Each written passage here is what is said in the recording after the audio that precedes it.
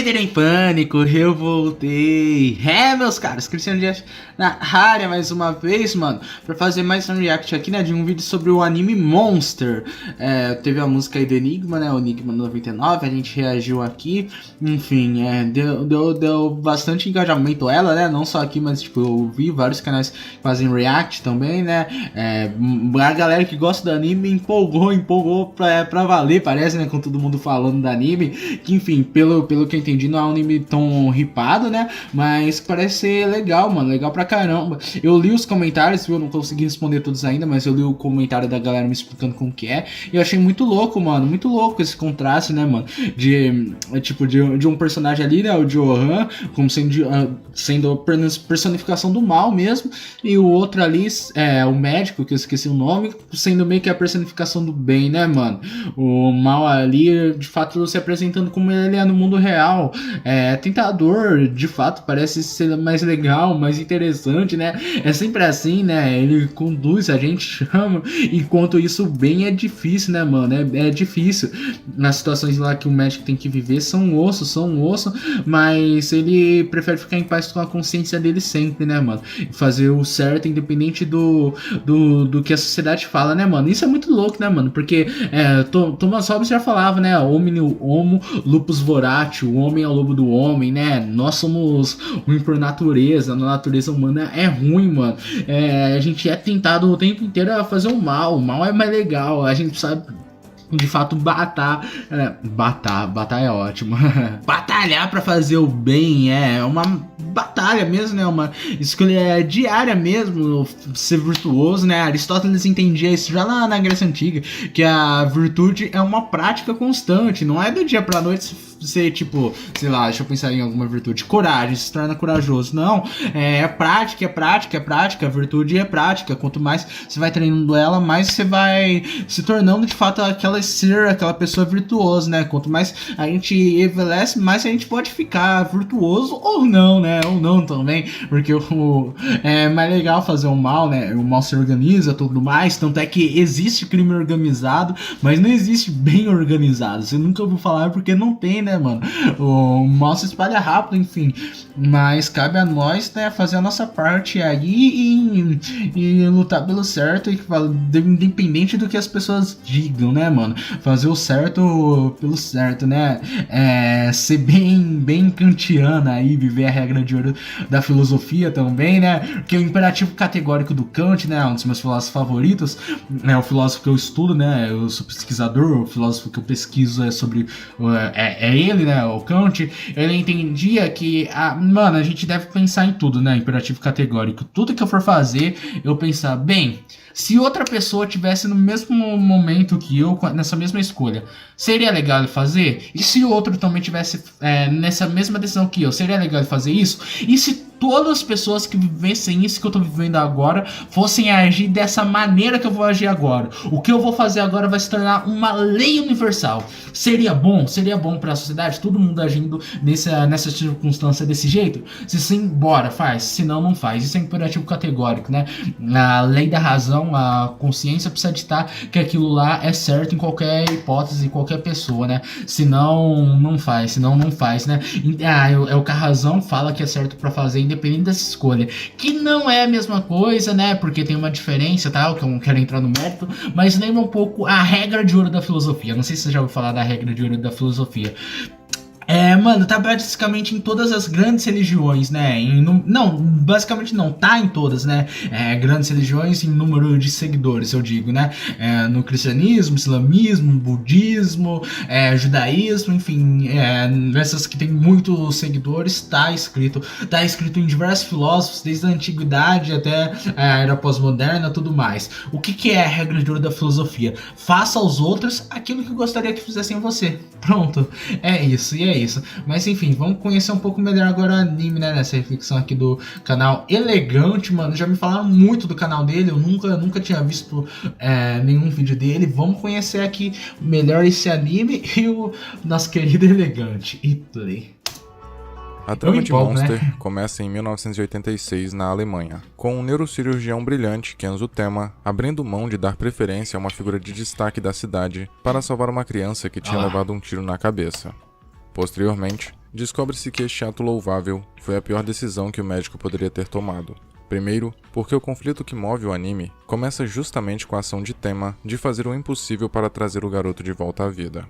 Segundo, porque o hospital em que o doutor trabalhava tinha uma política de atender quem chegasse primeiro, cuja única exceção era se o paciente fosse muito importante ou tivesse uma ótima condição financeira. Eita. Ou seja, o hospital priorizava aqueles com mais influência e com mais dinheiro, deixando claro que algumas vidas eram mais importantes do que outras. Pesado isso, hein? Tema, como um homem de valores, não concorda com isso, pois acredita que todas as vidas possuem idêntico valor. Mesmo com esse princípio nobre, o personagem não escapa da punição por ter atendido primeiro o garoto, mesmo que tivesse chegado antes, ao invés de um dos homens mais influentes da região, que acabou morrendo. O doutor, que tinha um futuro invejável e promissor, acaba sendo rebaixado de posto no hospital, perde apoio de seus superiores e a noiva. No entanto, como estava de consciência limpa, ele não se abala. Anos depois, isso. tudo ia relativamente bem na vida de Tema, até se reencontrar com Johan, a criança que no passado tinha sido salva por ele após ter levado um tiro na cabeça. É Johan que fala. Não demora, e o médico descobre a verdade sobre seu antigo paciente. Ele era um assassino extremamente frio e perigoso. Sentindo-se completamente culpado pelas mortes que Johan havia provocado desde o momento em que havia sido salvo, Tema decide persegui-lo para se redimir, mesmo que seu objetivo final seja matá-lo. Mas deu a chance O do anime moleque, começa né? de maneira Escolher. alucinante, mas continua de forma calma e lenta. É uma obra incrível, mas que exige muita paciência para acompanhá-lo, pois Monster prioriza muito a complexidade de seus personagens. Cada um apresentado, que mostra algum tipo de relação com Tema ou Johan, é relevante, pois de alguma forma vai afetar o rumo da trama, e a maneira como isso acontece é gradativa. O indivíduo não aparece para simplesmente cumprir um papel momentâneo e depois sumir para sempre. É bem pelo contrário. O coadjuvante é estabelecido, conhecendo sua personalidade, seu passado, suas angústias, seus arrependimentos, seus defeitos e qualidades. Depois acompanhamos sua trajetória pessoal para finalmente vermos sua contribuição para a narrativa. E a conclusão do arco desse sujeito pode ou não demorar bastante, porque praticamente nenhum personagem é descartado fácil e rapidamente. Primeiro, temos que nos identificar com ele, conhecê-lo e entender suas motivações. Legal. Tudo isso para que simpatizemos com aquela pessoa, mesmo que seja um antagonista ou apresente desvios de caráter em um Então, primeiro Biel instante. fala da importância disso. Monster desenvolve um clima forte e realista de investigação, mas não de forma eletrizante. Justamente por priorizar a verossimilhança, o processo todo é conduzido com paciência, tanto que é por isso que o anime é lento. O caso Johan é difícil e surpreendente. As autoridades e os detetives não sabem quase nada sobre a verdade, e passam a maior parte do tempo tentando entender o que de fato está acontecendo, visto que suspeitam que Tema seja um sociopata. O anime mostra com precisão como nem sempre é fácil resolver um crime, ou vários seguidos. Muitas vezes demora dias, meses e até anos. A cada episódio, são mostrados fragmentos de uma história pessoal que te ajudam a compreender as motivações de determinado personagem e o que está acontecendo num panorama geral, mas não de forma intuitiva. Nada é entregue de mão beijada. Muitas passagens o espectador tem que interpretar ou até adivinhar seu sentido e onde se encaixa. E detalhes que aparentemente não possuem importância, posteriormente podem demonstrar um significado extremamente relevante para a narrativa. A atmosfera de Monster é repleta de suspense, drama e terror. A obra visa expressar o eterno embate entre bem e mal. E por isso, na maior parte do tempo, o anime é sombrio, triste e melancólico, o que é resultado direto de seus personagens notáveis justamente por suas auras obscuras, visto que em sua maioria possuem algo em seu passado que os tornam fúnebres, a princípio. O primeiro e obviamente mais notável é Johan Liberto, conhecido por ser inacreditavelmente frio, cruel e insensível, sendo incapaz de esboçar qualquer tipo de expressão derivada de sentimentos como alegria, tristeza, arrependimentos ou tensão. Por isso, ele é considerado um monstro. Claro que não é literal. Ele é um monstro porque é desumano, a antítese máxima do que é, no sentido poético e romantizado, ser humano. Contudo, o interessante é que esse conceito, estabelecido pela própria narrativa, é desconstruído durante o desenvolvimento da história. Ao longo dos 74 episódios, só conseguimos enxergar Johan como o anticristo, o mal encarnado, porque seus atos injustificáveis nos induzem a pensar parcialmente assim, e vários personagens o enxergam da mesma forma. O roteiro faz de tudo inicialmente para criar essa imagem negativa dele, como se não existissem tons de cinza, mas acontece que até ele tem um passado, apesar de querer escondê-lo, e que nos faz, embora minimamente, entender suas motivações. Isso é importante porque estabelece que mesmo sendo um monstro, ele ainda é humano. Na verdade, exprime que ele só é um monstro porque é primordialmente humano. Olha só.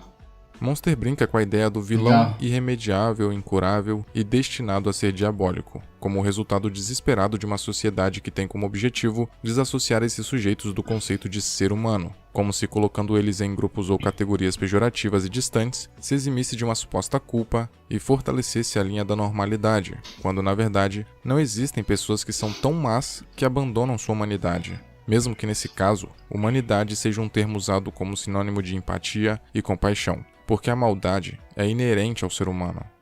Pelo menos essa é a hipótese que o anime busca levantar. Johan tem um poder de persuasão que beira o surreal. Com poucas palavras, ele consegue convencer até a mais alegre pessoa a se suicidar. E mesmo sendo muito frio e cruel, ele é encantadoramente gentil, educado, calmo, tranquilo e sempre ostenta a mesma expressão. Parece que não se abala com nada. Ele não é o tipo de antagonista instável, que de uma hora para outra se transforma, mas permanece completamente imprevisível, apesar de ter sempre o que vai fazer planejado, com todos os mínimos detalhes. Johan aparece poucas vezes no anime, porém, todas as suas aparições são de causar arrepios, porque ele é assustador, e sua presença, apesar de inexplicável para quem não conhece sua verdadeira essência, transmite uma ameaça velada. Entretanto, ele ainda consegue ser carismático, claro que de um modo estranho, mas você é levado a odiar esse sujeito de uma forma que te faz gostar disso. O tema, por outro lado, é praticamente o oposto do Johan. Ele não é completamente bom, para não contradizer a tese de que todo homem possui maldade em seu cerne, mas passa a desenvolver virtudes que o aproximam muito de uma figura santa. No começo da história, Tenma não se importava realmente com seus pacientes. Ele preocupava-se com sua carreira e com suas pesquisas, fazendo tudo o que fosse preciso para não manchar a sua carreira promissora e impecável. Foi só a partir do seu encontro com a esposa do turco que faleceu, operado por outro médico, e depois da cirurgia que fez no Johan criança em vez do prefeito, que o doutor percebeu que suas habilidades médicas deveriam ajudar as pessoas, não ser um meio exclusivo para alcançar sucesso profissional. Dessa forma, refletiu sobre sua conduta e muda sua forma de ver o mundo. Quando o Tenma inicia sua caçada a Johan, é automático imaginar que ele se tornará outra pessoa. Afinal, como ele vencerá um monstro sem se tornar um? Mas acontece que o doutor não muda, pelo menos não drasticamente. Tenma é obrigado a passar pelas mais diversas situações, e uma transformação era praticamente inevitável. Mas o que permanece e o mais importante é sua conduta de homem íntegro e de valores incorruptíveis. O mais longe que ele chega é de puxar o gatilho, porém, nem chega a matar um ser vivo. Ele não consegue. Para ele, é algo impossível. Isso parece de certa forma prejudicial. Imagina-se que o personagem ficará constantemente em desvantagem, já que seu inimigo é capaz de absolutamente qualquer coisa. Mas é exatamente isso que os diferencia. E esse é um aspecto muito importante para o embate monstro versus humano, porque o ponto não é quem vai vencer no final, e sim o quanto precisamos e conseguimos domesticar esse lado animalesco e perverso inerente ao nosso ser. Se Tenma permitir que sua índole se desvie um pouco que for, ele será igual a Johan. Se cruzar essa linha, qual será a desculpa do protagonista para matar seu adversário? Sua motivação perderia força, para não dizer que deixaria de existir. Mas vale citar que mesmo Tenma se mantendo o mesmo até o final, ele não se torna sem graça e estagnado. Como mencionado, ele se transforma e até evolui, mas sem abandonar suas características virtuosas. Também é preciso dizer que, apesar de ser Tenma quem está perseguindo e de Johan ser supostamente a caça, o primeiro está sempre 10 passos atrás do último. Toda vez que os dois se encontram, por exemplo, foi porque o Johan quis e permitiu. Tenma só consegue chegar perto do seu alvo porque o próprio deixa, tanto que é perceptível que o Johan nunca fica preocupado ou surpreso com a presença do médico, mesmo tendo consciência de suas intenções. É notável que o antagonista tem total controle sobre a situação. Ele não enxerga o protagonista como uma ameaça. Primeiro, porque sabe dos valores limitantes do cirurgião, e principalmente porque tem plena noção e confiança nas próprias capacidades. O curioso é que o doutor sabe dessa sua insuficiência, mas não se importa. Prefere acreditar que ainda é capaz de parar seu adversário para prosseguir com sua missão, que em certa altura torna-se sua razão de ser. Tenma precisa crer que tem que matar Johan, e não descansa até estar prestes a alcançar este feito. Embora para ele seja impossível matar um ser humano, enxergar seu inimigo como um monstro facilita sua decisão de tirar uma vida. Esse aspecto é significativo porque corrobora a ideia de que segregamos pessoas psicopatas e doentes, atribuindo-lhes nomes como monstros, para tornar natural a tarefa de condená-las ou até de executá-las. Verdade. Além de fácil e reconfortante, denominar alguém assim também é uma forma de proteção, visto que julgando-os dessa maneira, voltamos toda a atenção para eles e nos esquivamos do medo de abrigar o mesmo mal. Chamar um serial killer de ser humano é concordar que todos nós estamos sujeitos a sermos iguais a ele e que possuímos o potencial para eventualmente sermos destrutivos. E ninguém quer acreditar nisso. Monster não é ambientado na Alemanha em uma época posterior, mas que ainda sofre com os impactos do nazismo por mera obra do acaso. Se existe um período na história da humanidade que demonstra toda a nossa monstruosidade, é o que fora dominado por indivíduos que exterminavam em massa e a sangue frio pessoas de raças, etnias, religiões e orientações sexuais diferentes, devido a um sentimento irracional de superioridade. Numa época tão inescrupulosa, não é difícil imaginar que as pessoas no poder estavam tão preocupadas em perpetuar indivíduos perfeitos, segundo seus ideais distorcidos, que dispensaram sem cerimônia qualquer senso de ética em prol desse objetivo, financiando os mais diversos experimentos eugênicos em busca de um ser humano puro, que na visão deles, seria capaz de liderar a humanidade. Em outras palavras, um novo Hitler. No anime, o resultado foi bom e alguns diriam que saiu melhor do que esperado inicialmente. Mas se a ideia era criar alguém que seguisse os mesmos princípios nazistas e servisse de fantoche, o tiro saiu inteiramente pela culatra, pois Johan não possui preconceitos e não responde a absolutamente ninguém, além de ser muito menos megalomaníaco. Todo o trauma que o personagem passou serve para nos lembrar que sim, ele é humano. Apesar das circunstâncias de seu nascimento terem sido influenciadas e orquestradas, o que resultou em uma criança que tendia para a escuridão, ninguém nasce inteiramente mau. O menino nunca foi santo, é verdade, mas é apenas em contato com a realidade, com interações com o ambiente e com as relações interpessoais que o caráter de um sujeito é moldado, e assim aconteceu com Johan.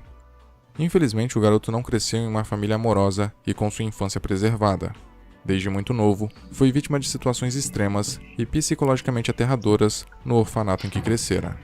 Essas experiências, em união com o que ele foi feito para ser, o tornaram uma casca vazia, cujo único laço que se manteve, talvez, foi o com sua contraparte, sua outra metade, a irmã gêmea Nina, que inclusive teve sua personalidade e traumas absorvidos pelo irmão.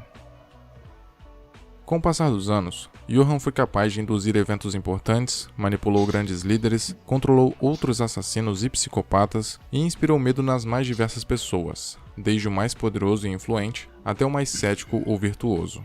Mas nada disso parecia ser para prazer próprio. Claro que muitos atos foram rearranjados conscientemente para serem benéficos para si, mas Johan nunca demonstrou estar satisfeito. Às vezes até parece que ele se sensibiliza com algum caso, mas ao mesmo tempo, sua constante expressão de indiferença, apatia e tédio nos confunde, ao ponto de ser impossível definir o que ele sente ou o que realmente quer. Não obstante, diante da fábula que permeia o anime sobre um monstro que ansiava por um nome, pode-se presumir que Johan buscava uma identidade própria, uma maneira de alcançar seu verdadeiro eu, que ele nunca teve a oportunidade de conhecer, já que foi dividido em dois e destinado a vagar pelo mundo como um monstro, devido à sua essência ter se dissipado por causa das experiências que fora submetido antes mesmo do seu nascimento. O Monstro Sem Nome, em poucas palavras, é a história de um monstro que queria tanto ter um nome que não aguentava mais. Então, para atingir seu objetivo, decidiu sair em uma empreitada mundo afora. Porém, pelo mundo ser um lugar tão grande, ele decidiu se separar em dois seres para cumprir sua missão. Assim, um foi para o leste e o outro para o oeste. O monstro principal é o que foi para o leste. Sua trajetória se resume em, eventualmente, encontrar um humano e fazer uma oferta que seja de interesse do próprio. Em troca do nome, o monstro garante vigor, força, longevidade ou qualquer outra coisa que a pessoa queira. O problema é que, como um monstro, ele vivia faminto, e em pouco tempo acaba devorando o indivíduo que possui de dentro para fora. Portanto, ele sempre precisa ir atrás de uma nova vítima para conseguir um nome. Porém, em certa ocasião, o monstro vai para um castelo e encontra um garoto muito doente, que aceita ceder seu nome em troca de saúde. O monstro fica tão satisfeito com o nome do garoto e com a vida no castelo, que por muito tempo consegue suportar sua enorme fome.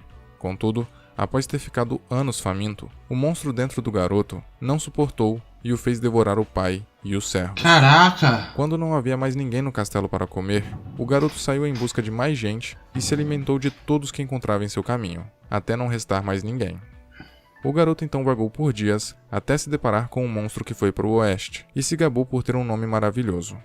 Em contrapartida, o monstro do oeste disse que não precisava de um nome e que estava feliz dessa forma, porque eles eram monstros sem nome.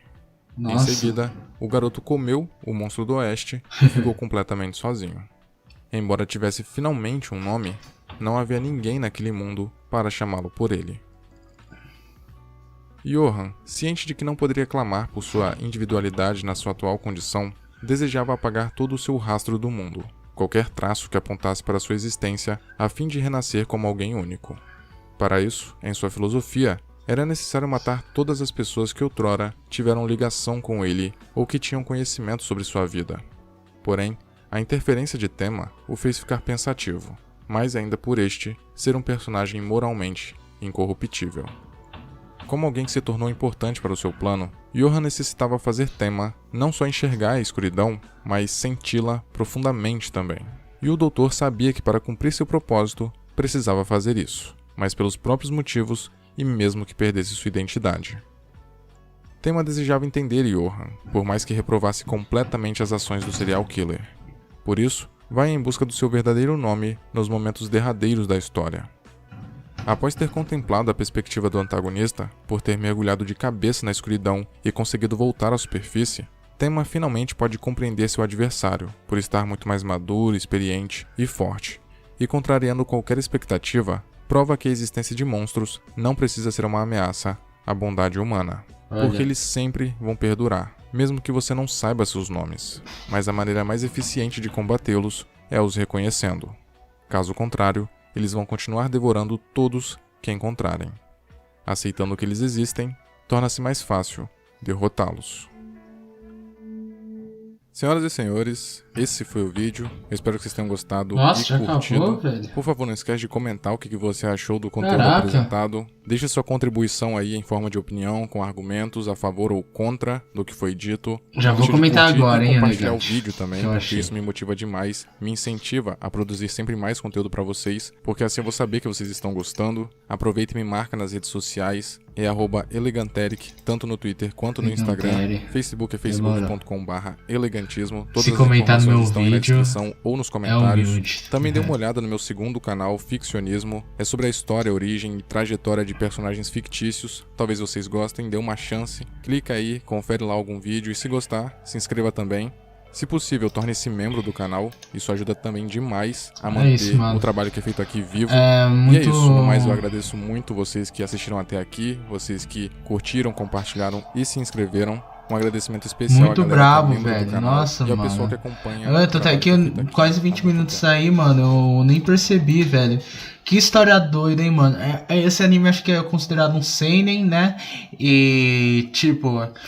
Mano, o cara tem que ser bom mesmo, mano, o autor. Porque pelo que ele falou aí, né? Pelo que o Elegante explicou e tal. Não tem, tipo assim, muito drama, assim, rápido, assim, né? Coisa assim, empolgantes toda hora acontecendo. Mas tipo, você se sente ali preso de fato mesmo. Por quê? Porque tem um roteiro bom, uma história bem construída, né, mano? E que personagem doido, hein, mano? Os dois ali, mano. Que doideira, hein? E agora eu entendi algumas coisas melhor também lá do vídeo lá do Enigma que eu reagi, né? Porque ele falou lá do Nietzsche, né? Quando você olha muito pro abismo, o abismo olha de volta pra você. Porque o que o Nietzsche faz é justamente uma crítica ao que eu estudo, né? Ao que eu pesquiso e defendo, que é a filosofia dos valores. Ele era contra essa ideia e tal. E por quê? Porque quando você tá perseguindo muitos monstros, você acaba se tornando um monstro com o tempo. E aí ele colocou essa ideia. Ficou muito interessante, mano. Muito interessante mesmo. Lembrei outras coisas ali da Hannah Arendt, né? Recentemente eu fiz um curso lá na PUC São Paulo, no curso de filosofia, bem legal. sobre a banalidade do mal, né? A Hannah Arendt é uma filósofa judia do século XX, que ela foi tem, enfim, vários livros grandes, né? A tese de doutorado dela sobre o amor Santo Agostinho, orientada pelo Martin Heidegger, sensacional. Tem a origem do totalitarismo, que ela fala sobre nazismo, fascismo, sobre o comunismo da União Soviética, tudo mais, e explora bem, né? E tem o Eichmann de Jerusalém, que é um dos seus livros talvez o mais famoso. O que acontece? Eichmann foi um dos generais nazistas que estavam à frente do plano Solução Final, né? Que é aquele que queria, de fato, eliminar todos os judeus, né? Mas por fim da guerra. E ele conseguiu fugir, mas depois ele é pego e acaba sendo levado para ser julgado lá em Israel, né? E depois ele vai ser condenado à morte. Mas enquanto tá tendo os julgamentos, Hannah Arendt vai lá meio como jornalista, né? Pra estar junto e acompanhar aquele caso. E ela escreve esse livro, né, que ela fala da banalidade do mal, que ela diz que no século XX a gente não tem nome pro que aconteceu. É um mal que, tipo, não existe em qualquer outro lugar. Aquilo lá foi único. E nem é um mal radical, porque ela acredita que não existe mal radical, só o bem pode ser radical. O mal é sempre extremo. E o que a gente viu, de fato, foi extremos do mal. E aí tem um fato muito interessante, que estudam sobre o Eichmann, percebem que ele não tem nenhuma alteração psíquica, nem nada. Ele nem odiava os judeus, ele praticamente não tinha nada contra. Ele só queria agradar o Führer, Hitler. Então ele age como ele age porque ele tá seguindo ordem. E aí Hannah Arendt tem uma conclusão genial, que ela vai ser muito criticada depois. Esse livro é muito criticado, gerou muito polêmica, gera até hoje, mas enfim, leiam Hannah Arendt, essa mulher é sensacional e necessária. E ela diz, né, que os maiores males são feitas por aquelas pessoas que nunca se decidiram pelo bem ou pelo mal, pelas pessoas que de fato não escolheram, não tiveram capacidade crítica para avaliar tudo isso, e essas pessoas acabam sendo protagonistas desses grandes males, né, que acontecem. E é mais ou menos essa ideia aí, pelo que eu vi, né, pelo que ele falou de ter sido a história se passar logo no difícil século XX, né, final do século XX aí. Aparentemente foi porque quis passar mais ou menos essa questão, né? Mais ou menos essa ideia, né, do surgimento do mal, tudo mais. Cara, é incrível, mano. Incrível. Eu tinha muitas coisas pra comentar, velho. Eu falaria aqui por muito tempo, mas eu sei que esse vídeo já tá com quase meia hora. E, enfim, abusar muito da sua paciência. É que é difícil, mano. Nós que gostamos muito de filosofia, a gente se empolga mesmo. Inclusive, olha aqui, ó. Deixa eu mostrar meus novos 2 bebês. Eu fui ontem no sebo e eu achei. Meu orientador tinha me falado muito desse curso de filosofia do de Olivetti, que é uma história da filosofia baseada não em autores, mas em temas filosóficos. Fazia tempo que eu queria, eu achei. E esse livro aqui do Danilo Marcondes, né, vai me ajudar a dar aula, tal, que são os textos básicos de filosofia, que ele pega vários textos na íntegra, né, desde os pré-socráticos aos pós-modernos, enfim, textos que ele disse enfim, de suma importância, né, cruciais e tal. Eu fiquei muito feliz de achar esses dois aqui no sebo ontem. E eu achei outras coisinhas, vou mostrar tudo. O Silmarillion do Tolkien, meu escritor favorito. Eu não tinha ainda o Silmarillion na minha coleção quando eu li o livro de biblioteca. Memórias do Subsolo do Dostoiévski, né, literatura russa. E aqui, por último, mas não menos importante, tá pra sair a série do Mihawk agora, né, do Gavião Arqueiro na Disney Plus, né, a nova série da Marvel. E uma das bases é essa HQ aqui, ó, Gavião Arqueira, a Vingadora da Costa Leste. Eu comprei também. Consegui tudo isso no sebo ontem e saí de lá felizão. Valorizem os sebos da sociedade, viu? E é isso, mano, E esse foi meu recebido dos pagos do dia. Eu ia falar defante. Elegante.